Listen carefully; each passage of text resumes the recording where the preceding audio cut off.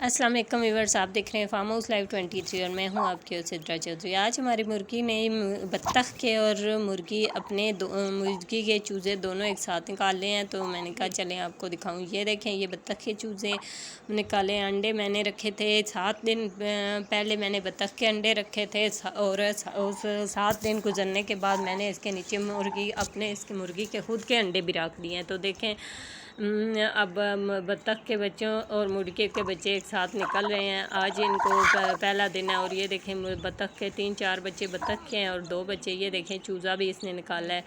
तो ये देखें, इसने ये 1-2 चूज़े निकाले हैं और अभी निकाल रही है और साथ में अंडे। ये देखें, अंडे सारे पड़े हुए हैं और इनसे भी अभी निकलेंगे, कुछ बत्तख के निकलेंगे और कुछ चूज़े निकलेंगे।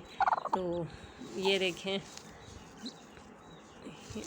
एक अभी का चूज़े सिर्फ 2 निकले और अंडे ये सारे पड़े हुए हैं। इनमें से भी अभी बच्चे निकलेंगे।